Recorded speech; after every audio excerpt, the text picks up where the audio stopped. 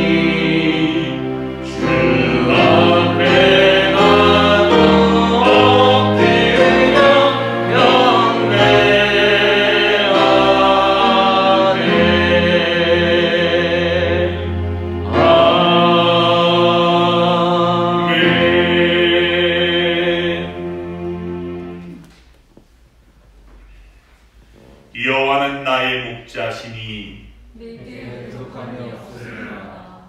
그가 나를 푸른 풀밭에 누이시며 쉴만한 물가로 인도하시는도다. 내 영혼을 소생시키시고 자기 이름을 위하여 우리의 길로 인도하시는도다. 내가 사망의 음침한 골짜기로 다닐지라도 해를 두려워하지 않을 것은 주께서 나와 함께 하시니라. 주의 지팡이와 막대기와 나를 안위하시나이다. 주께서 내 원수의 목전에서 내게 상을 차려주시고 기름을 내 머리에 부으셨으니 내가 저리 원수나이다. 내 평생의 선하심과 인자하심이 반드시 나를 따르리니 내가 여호와의 집에 영원히 살리로다. 아멘. 다 자리에 앉아 한 주간의 삶을 돌아보며 회개 기도를 드립니다.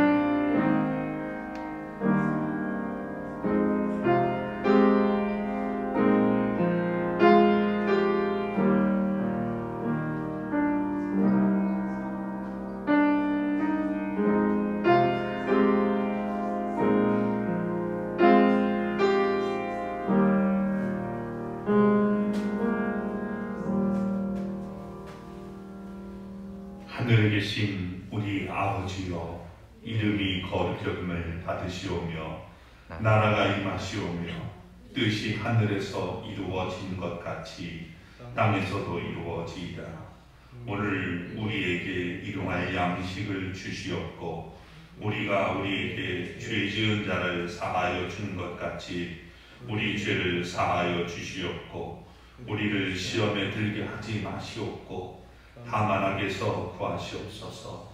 나라와 권세와 영광이 아버지께 영원히 있사옵나이다. 아멘.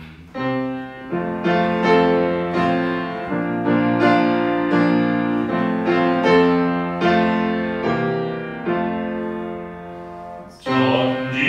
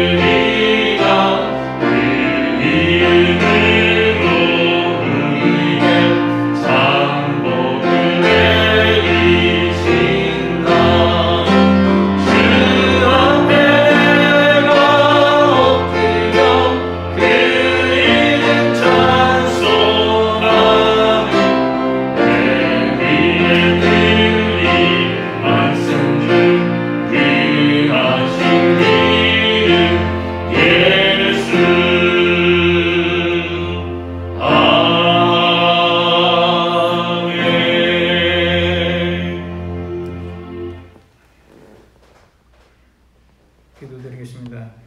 나는 여호와를 향하여 말하기를 그는 나의 피난처요 나의 요새요 내가 의뢰하는 하나님이라 하리니 이는 그가 너를 새 사냥꾼의 올무에서와 심한 전염병에서 건지실 것이미로다. 매일 전 세계에서 죽어나가는 간염자들과 고통 중에 있는 환자들 앞에 인간이 할 수 있는 일이 없으며 한계가 있음을 전 세계가 느끼고 있습니다. 이제야말로 진정으로 하나님을 필요로 합니다. 하나님, 우리 인간의 교만함을 하나님 앞에 회개하며 하나님의 개입해 주시기를 간절히 기도합니다. 하나님을 더욱 경외하고 갈망하며 무릎 꿇고 회개하게 하여 주시옵소서. 불쌍히 여겨주시고 구하여 주시옵소서. 그동안 교회는 전염병 확산을 막고 빠른 종식을 위해 자발적으로 예배를 중지하고 몇 주일 동안이나 온라인 예배, 가정 예배로 드리고 있으며 철저한 방역을 실시하고 노력하고 있는데도 무언가 국민들의 들끓는 분노를 식힐 만한 매개체로 교회 그리고 교회에서 행하는 예배가 선택된 것 마냥 국민들의 상당수가 교회를 비난하고 있사옵니다. 하나님, 이들을 막아 주시옵시고 이러한 바이러스가 더 이상 확산되지 않고 치료제가 개발되어 속히 공적 예배가 정상적으로 드릴 수 있도록 도와주시옵소서. 해외에 있는 가족들, 자녀들을 지켜주시고 몇 달째 자원봉사하고 있는 의료진과 관계자분들의 건강을 지켜주시옵소서. 교회와 직장, 이웃, 가정 모두가 건강하게 하여 주시고 성도들의 사업도 경제적으로 다시 회복되게 복내려 주시옵소서. 다가오는 국회의원 선거에서 헌법을 수호하고 나라의 자유, 민주주의, 시장경제, 국가 안보를 튼튼히 할 수 있는 유능하고 올바른 사람이 선택되게 도와주시고 하나님의 말씀과 하나님의 사람들을 대적하는 세력들이 힘을 잃고 오직 하나님을 경외하는 자들이 주를 위해 쓰임받을 수 있도록 도와주시옵소서.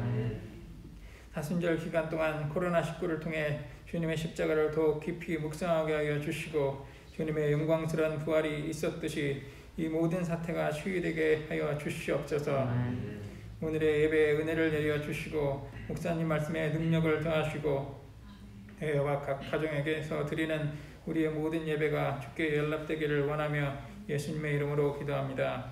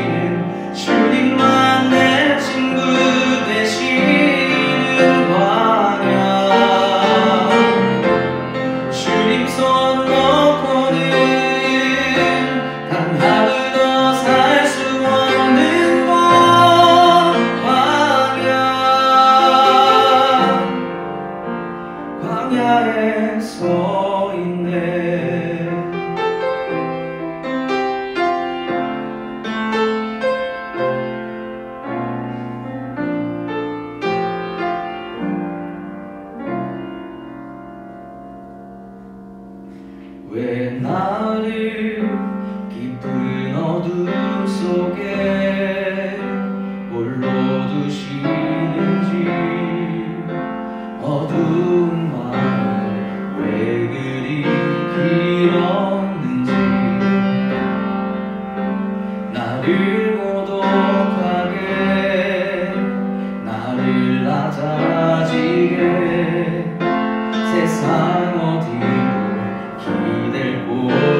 즐겁게 하셨네.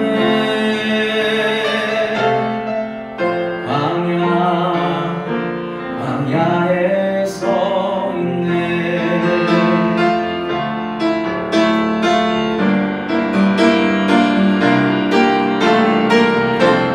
주님만 내 도움이 되시고 주님만 내 빛이 되시는 주님만 내 친구 되시는 광야. 주님 손 놓고는 하루도 살 수 없는 곳 광야.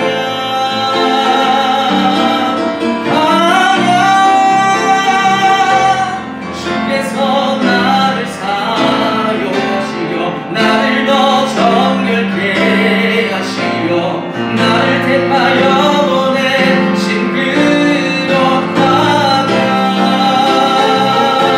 성령이 내 영을 다시 태어나게 하는 곳 광야. 광야에 서 있네.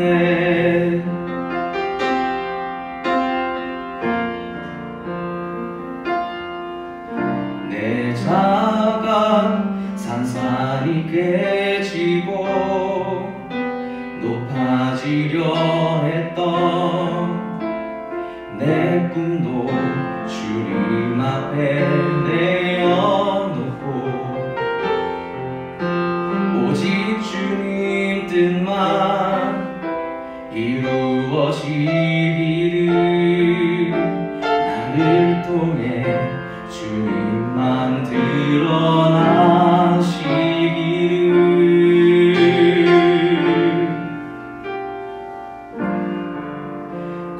광야를 지나며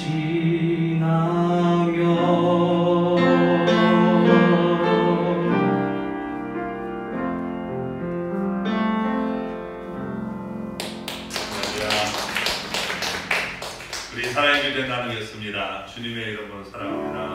사랑합니다.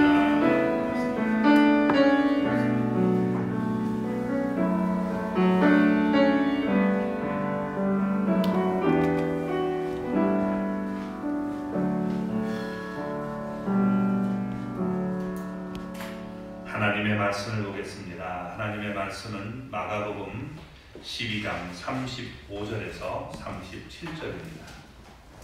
마가복음 12장 35절에서 37절. 자, 우리 같이 한 목소리를 읽겠습니다. 예수께서 성전에서 가르치시되 대답하여 이르시되 어찌하여 서기관들이 그리스도를 다윗의 자손이라 하느냐. 다윗이 성령에 감동되어 친히 말하되 주께서 내 주께 이르시되 내가 내 원수를 내 발 아래에 둘 때까지 내 우편에 앉았으라 하셨도다 하였느니라. 다윗이 그리스도를 주라 하였은즉 어찌 그의 자손이 되겠느냐 하시니 많은 사람들이 즐겁게 듣더라. 아멘. 할렐루야. 할렐루야. 하나님의 은혜와 복이 오늘도 주님 앞에 나온 우리 사랑하는 성도 여러분 삶 속에 가정 속에 늘 함께 하시기를 주님의 이름으로 축원합니다. 본문은 짧지만 매우 중요한 말씀입니다. 예수님이 자신을 그리스도요 하나님이라고 밝혔기 때문입니다.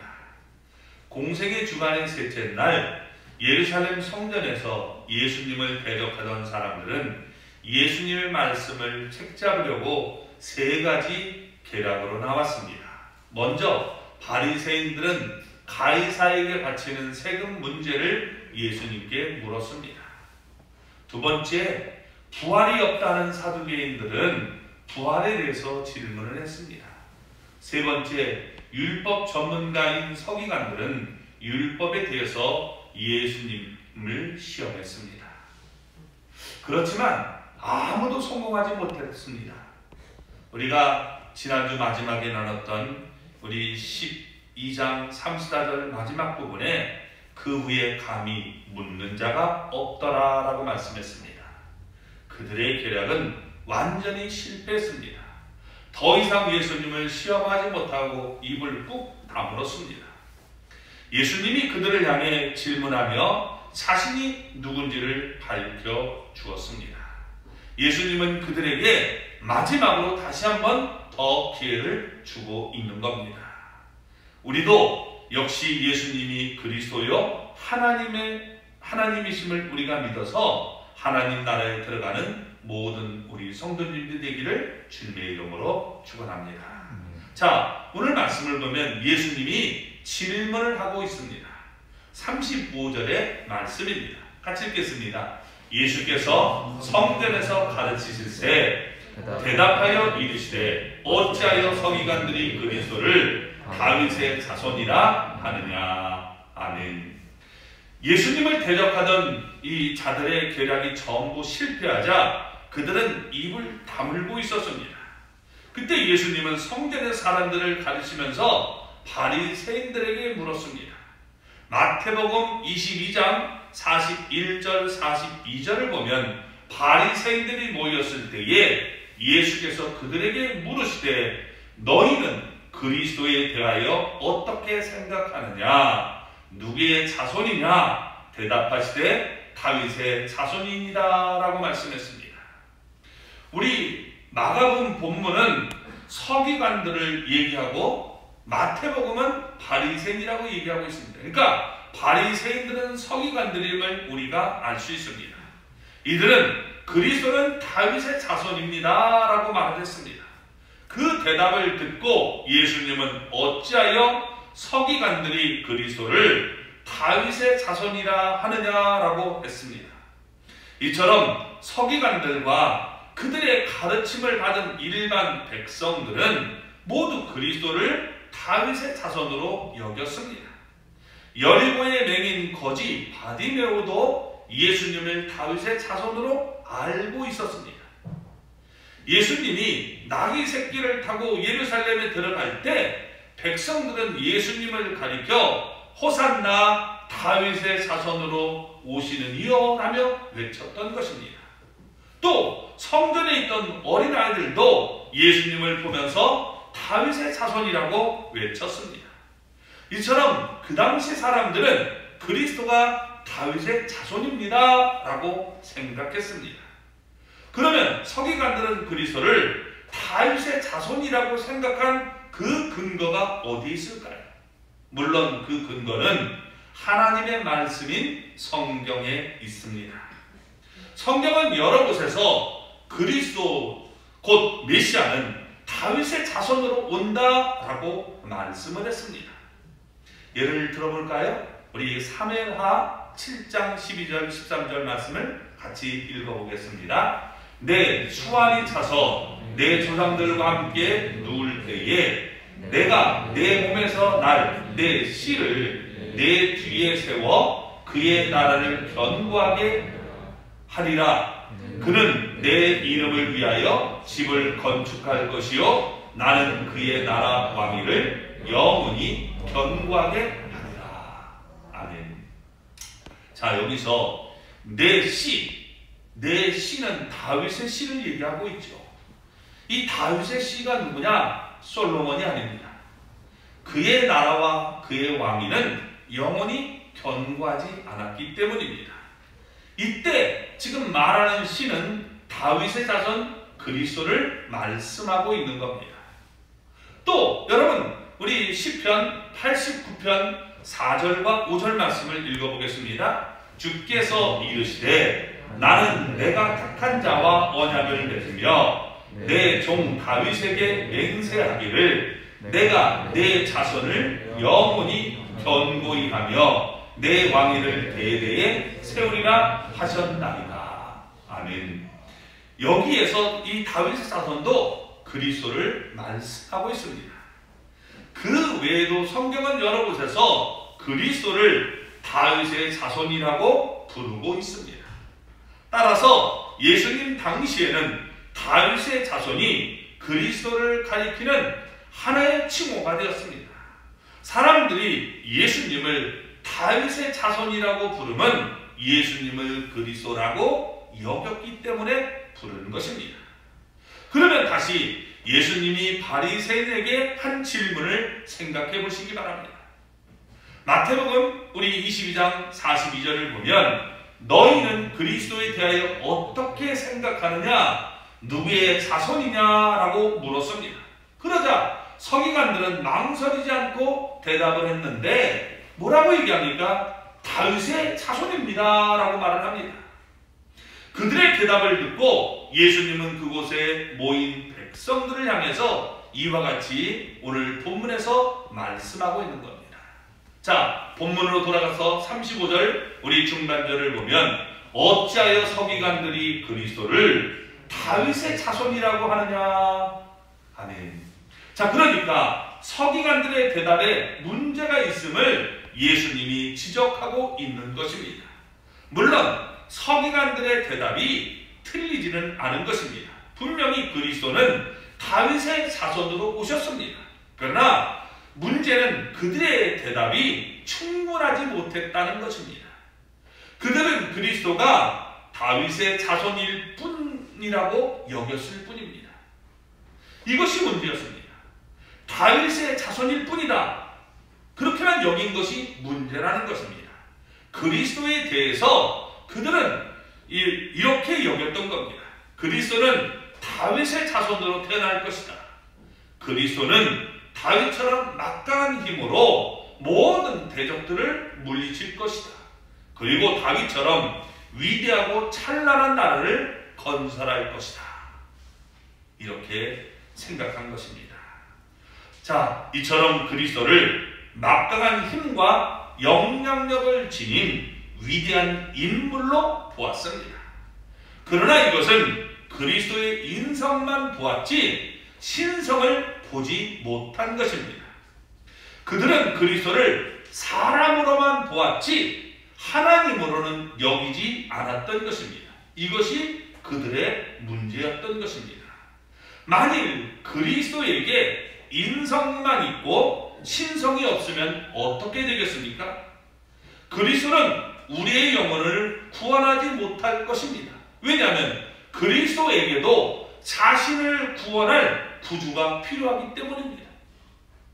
따라서 그리스도에게는 반드시 신성이 있어야 우리를 구원할 수 있게 되는 겁니다. 빌립보 가이사라에서 예수님이 제자들에게 너희는 나를 누구라 하느냐라고 물었습니다. 그때 베드로가 주는 그리스도시오라고 대답을 했습니다.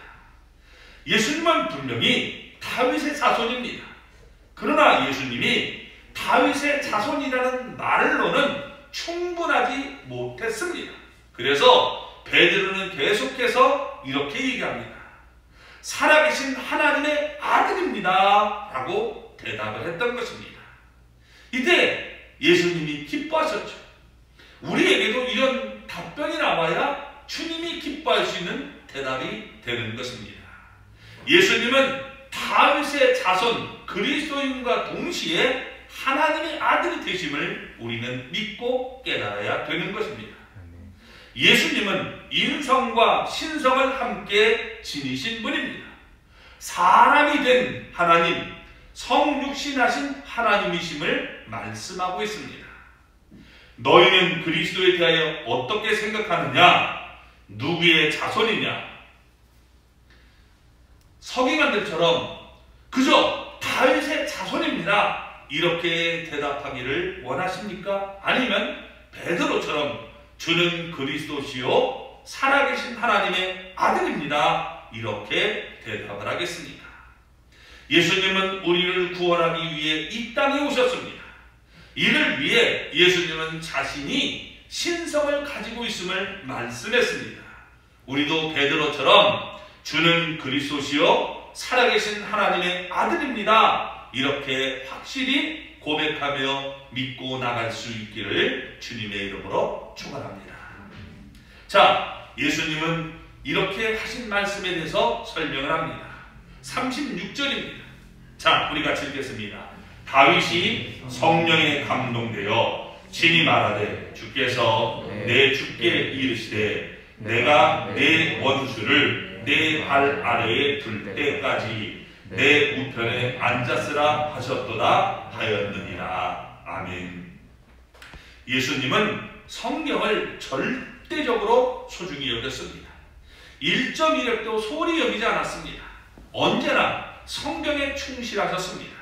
왜냐하면 성경은 하나님의 말씀이기 때문입니다. 예수님은 모든 문제에 대한 해답을 성경에서 찾았습니다.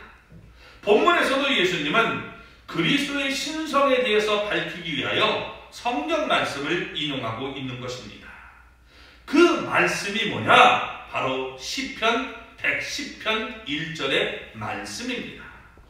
이 시편 110편은 다윗이 쓴 시로 알려져 있고 전통적으로 메시아에 대한 시임을 우리에게 말씀해주고 있는 겁니다. 자, 우리 시편 110편 1절 우리 앞부분의 말씀을 보겠습니다. 여호와께서 내 주에게 말씀하시기를. 자, 여러분, 이 시편 110편 1절과 오늘 본문 36절의 말씀을 보면 주께서 내 주께, 우리 본문에는 36절에 이렇게 말씀하고 있어요. 뭐라고요? 주께서 내 주께, 이렇게 말씀하고 있죠. 근데 시편 원래 이 말씀은 어떤 말씀이냐? 여호와께서 내 주에게 말씀하시기를, 이렇게 되어 있는 겁니다. 그러니까 지금 우리 이 앞에서 우리 36절에서 주께서, 이 말씀은 여호와라는 것을 우리가 알 수 있습니다. 이 유대인들은 여호와라는 말을 사용하지 않아요. 이게 사람이 여호와 이름을 부르면 망령되이 일컫는다라고 생각하기 때문에 그 말이 나오면 이 주라고 부르는 겁니다. 아도나이, 이렇게 얘기해서 주님, 이렇게 여러분 얘기를 하는 거예요. 그러니까 예수님께서 지금 하신 주께서 내 주께 하실 때 앞에서 주께서는 여호와를 얘기하고, 그리고 여기 내 주께 이 얘기하신 말씀은 바로 그리스도를 가리키는 말씀임을 우리가 깨달을 수 있는 것입니다. 자, 이것은 다윗이 쓴 말씀입니다. 그런데 다윗이 메시아 그리스도를 내 주라고 불렀다는 겁니다. 서기관들은 그리스도를 그저 다윗의 자손입니다 라고만 했는데, 분명히 이때 다윗은 그리스도를 자신의 주라고 불렀습니다. 성경에 그렇게 썼습니다. 다윗이 자기의 자손을 어떻게 주라고 불렀습니까? 이것은 다윗이 실수한 것일까요? 아니면 다윗의 개인적인 그런 생각이었을까요? 아닙니다. 오늘 본문에도 분명히 말씀하고 있는 것이 다윗이 성령에 감동되어서 하나님의 말씀을 기록했다라고 말씀합니다. 만일 그리스도에게 인성만 있었다면, 그리스도가 사람이라면 다윗은 그리스도를 자기의 주라고 부를 수 없었다라고 예수님이 말씀하고 있는 겁니다. 그리스도는 신성을 가지고 있기에, 하나님이 되시기에 다윗은 그리스도를 자기의 주다, 내 주라고 불렀다라고 말씀하고 있는 겁니다. 자, 시편 우리 110편 1절 중반절을 볼까요? 내가 내 원수들로 내 발판이 되게 하기까지 너는 내 오른쪽에 앉아 있으라 하셨도다. 아멘. 그리스도는 이 땅에 오셔서 자기 백성들에게 하나님의 사랑을 베풀며 하나님의 능력을 행하면서 사람들을 구원할 것입니다. 그러나 그리스도에게는 원수들이 있기 때문에 그리스도를 대적하게 된다는 것입니다. 그리스도의 원수는 온갖 방법을 동원하여 그리스도를 죽였습니다. 십자가에 못 박아 죽였습니다.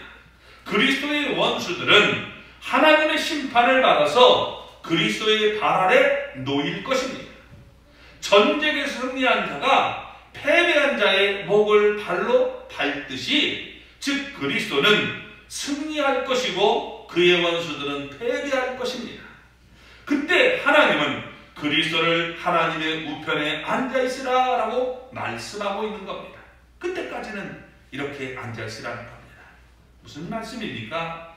하나님 우편에 실제로 어떤 의자를 갖다 놓고 여기 앉아있으라, 이런 얘기가 아니라, 그때까지 여러분, 주님은 지금 그리스도가 하나님과 같은 영광을 누리게 되는 그 모습을, 그리스도의 신성을 상징적으로 말씀해주고 있는 겁니다.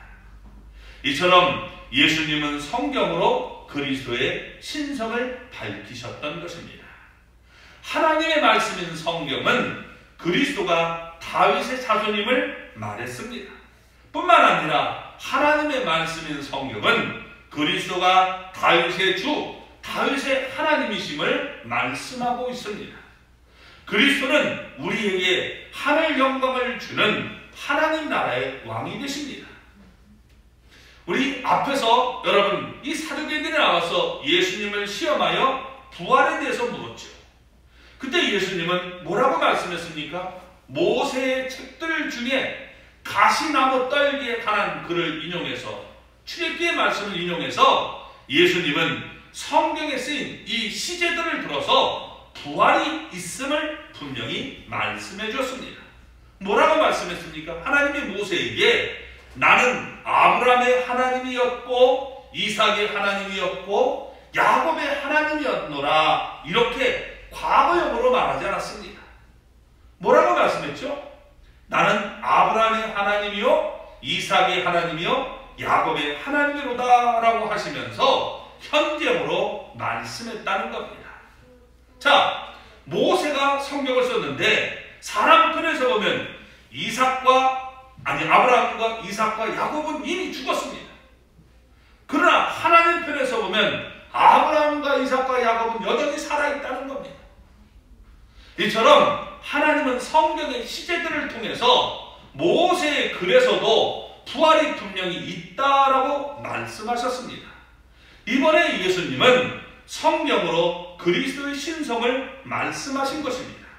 이를 위해서 예수님은 성경에 쓰여진 하나의 대명사 내 주, 여러분 여기에 초점을 맞추고 있다는 것입니다.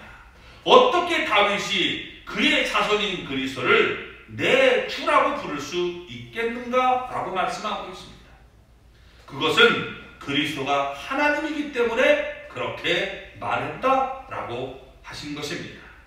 예수님은 성경 말씀을 1.1획도 소홀히 여기지 아니했습니다. 왜냐하면 성경은 하나님의 말씀이고 정확무한 하나님의 말씀이기 때문입니다. 예수님처럼 우리도 하나님의 말씀인 성경을 소중히 여기는 사람이 되어서 여러분 모든 문제가 주님 말씀으로 인해서 풀려지는 은혜가 있기를 주님의 이름으로 축원합니다.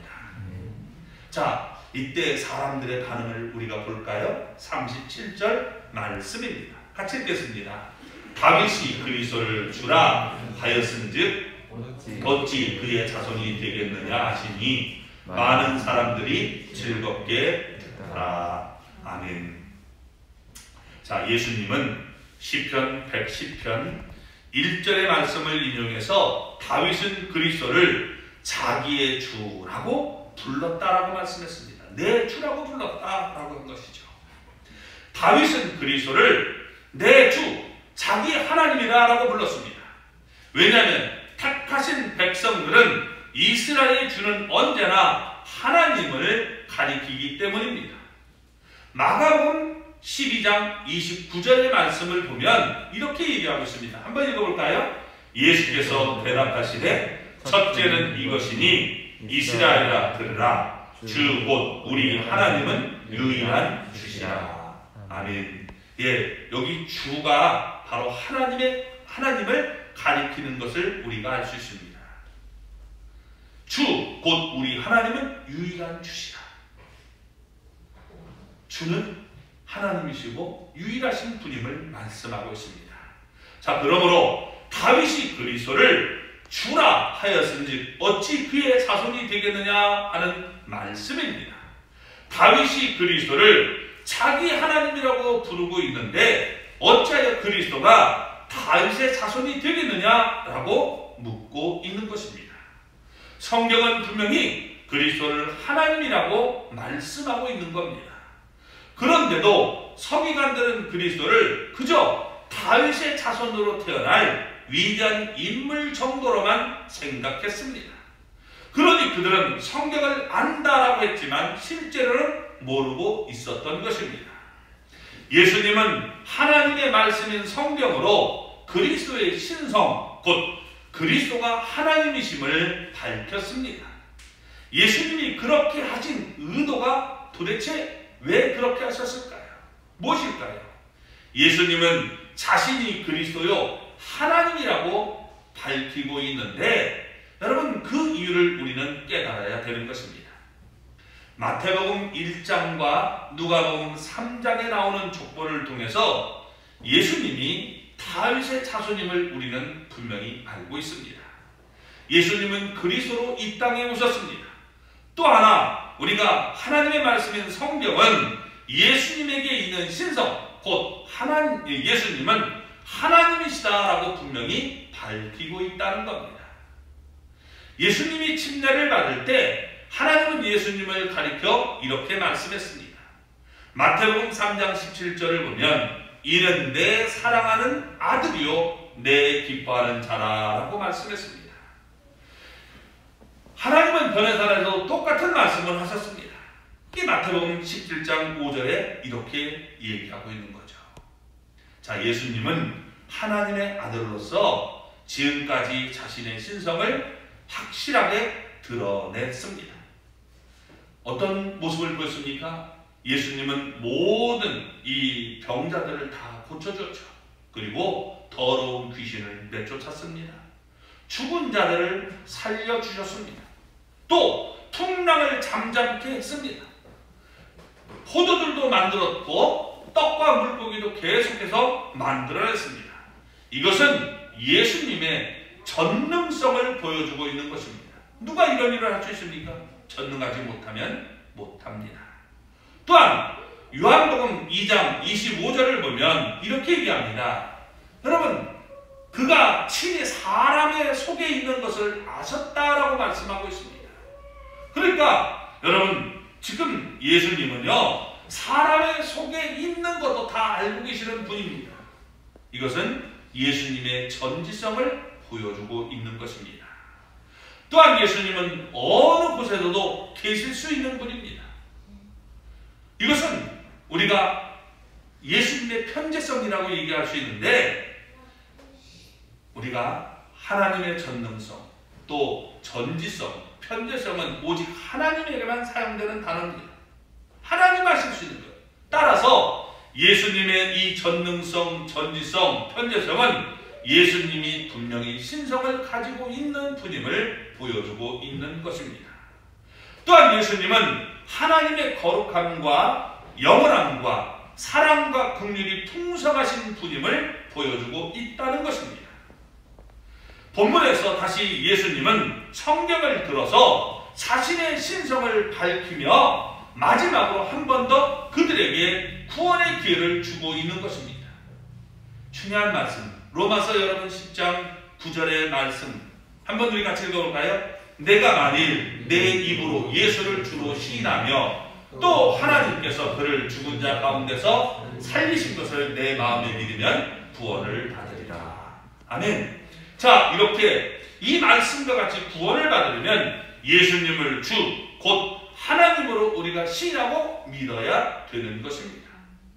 따라서 그들이 마땅히 보여줘야 할 반응은 요한복음 20장 28절에 기록된 이 도마의 고백처럼 나의 주님이시요 나의 하나님이십니다. 이런 고백이 우리에게 있어야 되고 이 고백을 하면서 예수님 앞에 엎드려 우리는 경배해야 하는 것입니다. 그러나 예수님을 대적하는 자들의 마음은 길가와 같았습니다. 예수님이 씨를 뿌리는 그 비유를 통해서 말씀하실 때 네 가지 비유를 얘기했던 것처럼 길가 같았다는 거예요. 무슨 얘기입니까? 길가는 씨를 뿌리면 어떻게 돼요? 사람들이 지나가면서 밟고 가기 때문에 다 그냥 뿌리를 내리지 못하고 죽는 모습을 보여주고 있는 겁니다. 많은 사람들이 예수님의 이 마지막 초청을 거절했던 것입니다. 오히려 그들은 예수님을 신성 모독하는 자로 정죄해서 예수님을 십자가에 못 박아 죽이고 마는 것입니다. 결국 그들은 지옥의 자식이 되고 만 것입니다. 그러면 나머지 일반 사람들의 반응은 어땠습니까? 본문을 우리가 보면 이렇게 끝맺음을 하고 있습니다. 많은 사람들이 즐겁게 듣더라. 그때 예수님의 얘기를 즐겁게 들었어요. 무슨 얘기입니까? 그저 즐겁게 듣기만 했다는 거예요. 아, 예수님이 참 얘기를 재밌게 하시네. 또 이 바리새인과 막 설전하는 그 싸움하는 것이 이 재미있으니까, 말싸움이 재미있으니까 그걸 그냥 재밌게만 여겼던 겁니다. 예수님의 말씀을 들을 때 진정한 회개도 없었고 믿음의 고백도 없었습니다. 아무 결단이 없었다는 거예요. 그들의 마음은 돌밭과 같았습니다. 그들은 그저 예수님의 말씀을 즐겁게 들었습니다. 그러나 곧바로 넘어졌습니다. 왜? 뿌리를 내리지 못했기 때문에 그런 것입니다. 불과 며칠 뒤에 그들은 예수님을 대적하는 자들의 사주를 받아서 예수님을 십자가에 못 박으라고 외쳤던 것입니다. 그러나 그들 중에서는 마음이 좋은 땅과 같은 사람도 있었습니다. 누가 그럴까요? 누가복음 여러분 23장 50절 51절에 나오는 아리마대 사람 요셉이라는 사람이 바로 그런 사람인 것입니다. 공의 요원으로 선하고 의로운 요셉이라는 사람이 있었다라고 말씀하며 그는 하나님의 말씀을 받아들였던 것입니다. 온 공회가 예수님을 대적했지만 공회원으로서 제자가 되었던 사람이 바로 아리마대 요셉이었던 것입니다. 예수님의 말씀을 듣는 우리의 마음도 좋은 땅이 되어서 잘 받아들일 수 있는 사람이 되시기 바랍니다. 하나님의 말씀을 우리가 잘 받아들이는 것이 그게 뭐예요? 좋은 밭이에요. 이런 우리 사람이 되어야 된다는 거예요. 아멘? 그런 하나님의 사람이 될 수 있기를 바랍니다. 이제 말씀을 마치겠습니다. 요한복음 여러분 20장 31절 말씀을 보면 이렇게 말씀합니다. 같이 다시 읽겠습니다. 오직 이것을 기록함은 너희로 예수께서 하나님의 아들 그리스도이심을 믿게 하려 함이요 또 너희로 믿고 그 이름을 힘입어 생명을 얻게 하려 함이니라. 아멘. 예, 요한이 성경을 기록한 목적이 뭐냐? 너희로 예수께서 하나님의 아들 그리스도이심을 믿게 하려 하며 라고 말씀하고 있습니다.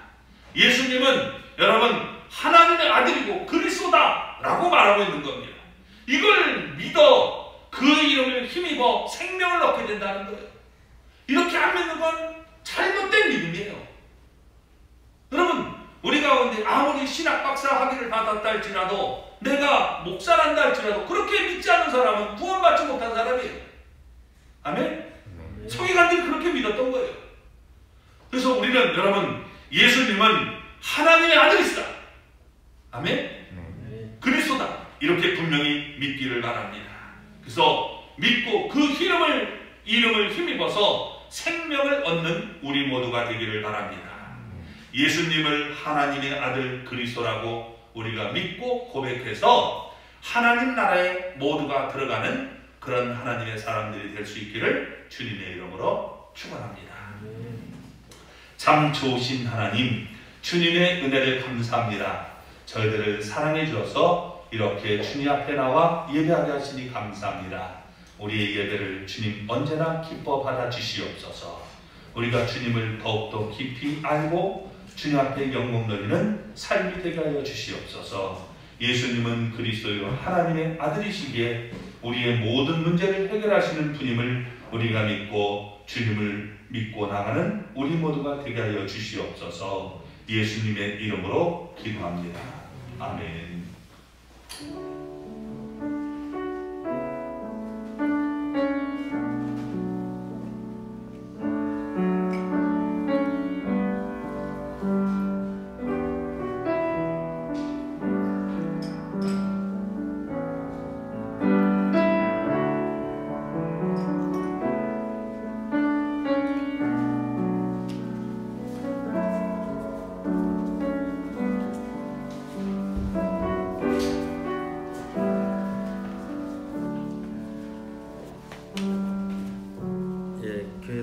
말씀드렸습니다.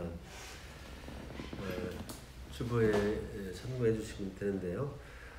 주일 오후 예배 금요 기도회는 당분간 드리지 않습니다. 그리고 월상예배 수요일날 4월 1일 월상예배는 드립니다. 새벽 5시 20분 한 번만 드립니다. 성찬신과 자녀를 위한 기도의 시간이 있습니다.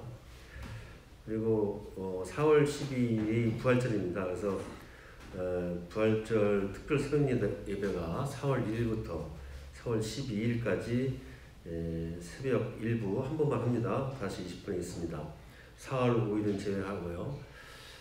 저희들이 특세하면은 이제 순서를 해서 목장별로 또 기관별로 했는데 이번에 순서 없습니다. 그냥 처음 시작할 때만 하루 기도하고 나머지 순서 없이 그냥 일반 새벽 예배 같이 진행하고요. 네, 부활절 예배는 합니다. 그래서 4월 1일과 4월 12일 그때만 저희가 이제 이렇게 합니다. 일반 새벽 예배는 그대로 지금과 같이 합니다. 코로나19 감염 예방을 위해서 수칙을 지켜주시고 지금 우리 교회는 지금 잘 하고 있습니다. 1부, 2부, 3부로 해서 나누어서 예배 드리고 있고 또 들어오는 분들 열 재고 또 손 소독하고 있으니까 특별히 잘 준비하고 수칙을 지키고 있기 때문에 안전에 큰 문제는 없는 것 같습니다. 그리고 이제 코로나가 사실 이제 우리나라도 지금 뭐 외부에 들어오는 사람들 때문에 좀 더 감염이 되고 있는데 지금 뭐 세계적으로 다 엄청난 지금 그 피해를 보고 있습니다. 많은 사람들이 뭐 하루에 스페인 또 이탈리아 있는데 하루에 1000명씩 죽어가고 있거든요. 그러니까 우리가 이 코로나가 더 이상 확산되지 않도록 정말 마음을 다해서 기도해 주셔야 될 것 같습니다. 그리고 이제 이번에 확진자가 또 한 명 생겼는데 이쪽 준산 삼동이랍니다. 삼동이라 하면 이쪽 그 세이브존 저 밑에 쪽입니다. 지난번에 몇 번인가요? 그 두 명이 그쪽에서 이제 발생이 됐는데 이번에 또 한 명이 발생됐으면서 모두 잘 그 경각심을 가지고 조심해서 하시면 될 것 같습니다. 이상 교수님 말씀드렸습니다. 새벽 예배 실시간으로 한다고. 자 그리고 새벽 예배의 말씀은 지금 우리가 그 주일 예배 실시간으로 유튜브에 올려서 영상을 듣는 것 마냥 똑같이 실시간으로 영상을 보내드리기 때문에 혹시라도 못 나오시면은 새벽 때에 집에서 영상을 보시고 예배 드리면 되겠습니다. 이상 이렇게 말씀드렸습니다. 기도하겠습니다. 참 좋으신 하나님, 주님의 은혜를 찬양합니다. 저희들을 사랑해 주셔서 주님 앞에 나와 예배하게 하시니 감사합니다. 주님 앞에 나와 예배하는 것이 얼마나 귀하고 복된 것인가를 우리로 하여금 깨닫게 하시니 감사합니다. 하나님 앞에 나올 때 또한 빈손으로 나오지 않고 힘들고 어려운 가운데서 주님이 주신 물질을 정성 구별하여 주님 앞에 드리게 하시니 감사합니다. 사랑하는 성도들 힘들게 또 얻은 물질을 주님 앞에 드렸사오니 드려진 손길을 기억하시고 하나님의 은혜로 하나님의 복으로 늘 채워주시옵소서. 주라 그리하면 후일이여 누르고 흔들어 넘치도록 내게 안겨주겠다고 말씀하셨사오니 그런 은혜와 복이 우리의 삶에 넘쳐나게 도와주시옵소서. 물질로 인해서 어려움 당하는 사람 없도록 인도해 주시고 더 많은 것을 드리는 기쁨과 능력을 허락해 주시옵소서. 또 우리 사랑하는 성도들 오늘 주님 앞에 예배하는데 여러 가지로 봉사한 손길들이 있습니다. 기억해 주시옵소서. 강단의 음료로 아름다운 꽃으로 반주로 식사로 또한 차량으로 교사로 안내로 여러 가지로 수고한 모든 손길 다 기억하여 주시고 하나님께서 은혜로 복으로 늘 채워 주시옵소서. 감사하며 예수님의 이름으로 기도합니다. 아멘.